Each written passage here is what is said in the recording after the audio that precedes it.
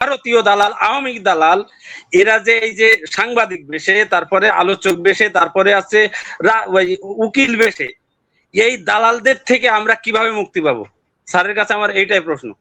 স্বাধীনতা কি আওয়ামী লীগ সরকারের সময় অনেক ছিল? যে এখন ছিল না বলে তো জুলাই হয়েছে। হ্যাঁ, না শাওন যা বলবে সেটাই, মানে সেটাই ছিল না বলেই তো জুলাই হয়েছে। হ্যাঁ, তো এখন কি শাওন যেটা বলবে সেভাবে কি আমাদের শুনতে হবে?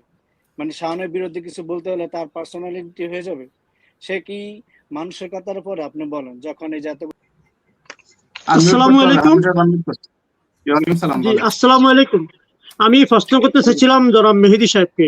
মেহেদী সাহেব কিছুক্ষণ আগে যা কোনো টক শোতে উনি বলেছেন মেহের আফরোজ শাওন উনি এত ফালতু একটা অভিনেত্রীকে এত উচ্চ ময়দানে উচ্চ স্তরে উঠানোর কিছু ওনার কারণটা কি? আমি ওনার কাছে এই প্রশ্ন জানতে চাচ্ছিলাম।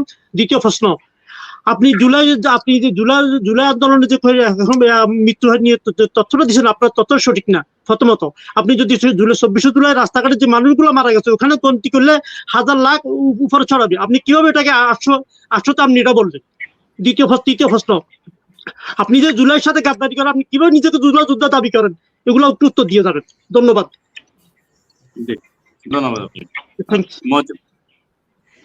মেহেদী সাহেব, আপনি যে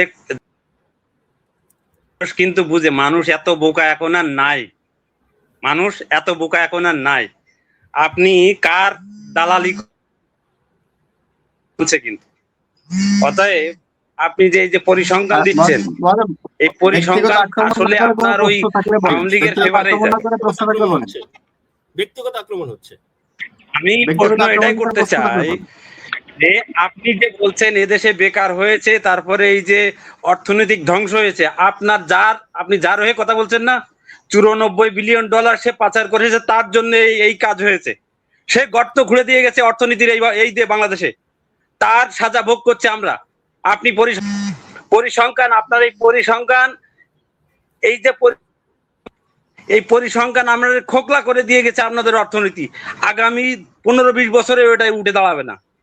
আমি ওয়াইস স্যারের কাছে একটা প্রশ্ন রাখতে চাই। স্যার, আমরা যে এই ভারতীয় দালাল, আওয়ামী দালাল, এরা যে এই যে সাংবাদিক বেশে, তারপরে আলোচক বেশে, তারপরে আছে উকিল বেশে, এই দালালদের থেকে আমরা কিভাবে মুক্তি পাবো?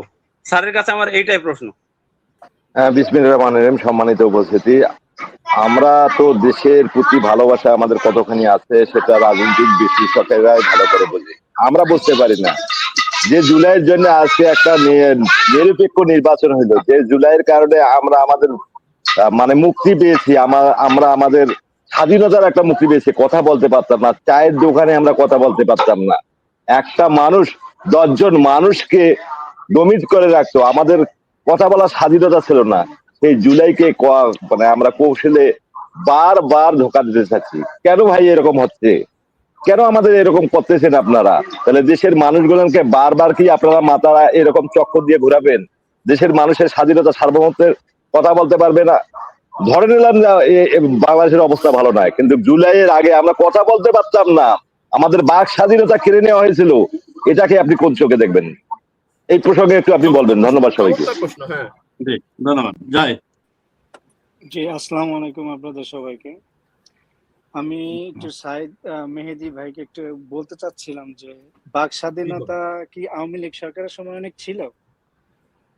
যে এখন ছিল না বলে তো জুলাই হয়েছে। হ্যাঁ, না শাওন যা বলবে সেটাই, মানে সেটাই ছিল না বলেই তো জুলাই হয়েছে। হ্যাঁ, তো এখন কি শাওন যেটা বলবে সেভাবে কি আমাদের শুনতে হবে? মানে শাওনের বিরুদ্ধে কিছু বলতে হলে তার পার্সোনালিটি হয়ে যাবে? সে কি মানুষের কাতারে পড়ে? আপনি বলেন। যখন এই যতগুলা ছাত্র জনতাকে মারলো, শুধু এনসিবি তো আর যুদ্ধ করে নাই, এখানে তো সব আমরা আমাদের মতন। এই যে এনামুল ভাই যে টকশো করেন, উনি নিজেও তো এই আমাদেরকে নিয়ে টকশো করছে। তো এখন কি এনামুল ভাই যা বলবে সেটাই কি আমরা তা মেনে নিব? না না না, তো এখন সাউন্ডে তো এখন আমার পার্সোনালি আমার তো মনে হয় ওরাই রাস্তা পেলে আমি জুতা পিটাইতে মন চাইতেছে। কারণ আমার ভাই মরছে, আমার ভাইরা রক্ত দিছে, আমরা এখানে কথা বলছি, তো এখন আমার ক্ষোভটা আমি ঢালবো না?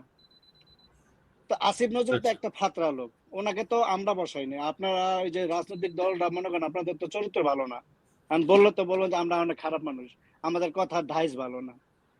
তো আমরা তো এই হাসিনার সময় এইভাবেই কথা বলছিলাম, তখন আমাদের ভালো লাগছিল কথাগুলো।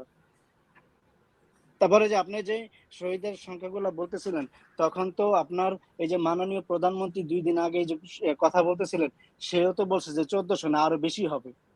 তো এখন আপনি বলেন যে মাননীয় প্রধানমন্ত্রী খারাপ ভুল তথ্য দিছে। আসসালামু আলাইকুম রহমতুল্লাহ। আমি সাইদ মেহেদি ভাইকে একটু বলতে চাই, যখন আদালতে এই পর্যন্ত যে রায়গুলা দিছে, আসামি পক্ষের আইনজীবীরা বাইরে এসে সাংবাদিকদেরকে বলে যে আমরা সঠিক এখানে সঠিক সাক্ষী ছিল না, সঠিক বিচারও পাই নাই, এটা যেন তেন ভাবে আদালত একটা রায় দিয়ে দিছে। ওনার মনে হয় কথা যেন এইভাবে, এখন যে কথাগুলো বলছি উনি কথাগুলো এইভাবে আমাদের কাছে বুঝা গেছে। কারণ জাতিসংঘে আপনার প্রতিবেদন যেটা জমা দিচ্ছে 1400-র উপরে লোক মারা গেছে, উনি বলতেছে বিনে বলতেছে 600, 700, আবার 500, এই ধরনের কথাবার্তা। আবার উনি একটা কথা বলছেন আপনার জাতীয় সংসদের কথা। ওরে ভাই, আমরা তো এটাও তো দেখছি জাতীয় সংসদের মধ্যে আপনার মাথাত করে আপনার কারেন্ট বিক্রি করছে, এটা আমরা দেখি নাই। আপনার যে মাথায় করে কারেন্ট বিক্রি করছে ওইটা আমরা দেখছি যে এই জাতির কোটি কোটি টাকার খরচ করে সংসদে যায় বিভিন্ন আইন পাস করার জন্য, কিন্তু ওইটা না করে আপনার মমতা যে কারেন্ট বিক্রি করতো, এগুলো তো আমরা দেখছি। এখন আমি যে কথা বলবো ভাই, আপনার এই শো বিভিন্ন নেতারাও দেখে, আমরা মনে করি আমরা আহ্বান জানাবো তারেক রহমানকে যে উনি যে কথাটা বলছিলেন, সাইদ মেহেদি ভাই যে কথাটা বলছিলেন, এই কথাটা যেন বলতে না পারে যে গুলিস্তানে যে গতকালকে যে ঘটনাটা ঘটছে, এই ঘটনার জন্য এই কথাটা যেন বলতে না পারে যে আমরা আগেই ভালো ছিলাম। উনি এটার দিকে অন্তত একটু নজর দিতে হবে, তার দল যে কাজকর্মগুলো করতেছে ওটার থেকে যেন একটু বিরত থাকে। এটাই হলো আমার কথা ভাই। ধন্যবাদ ভাই। আসসালামু আলাইকুম।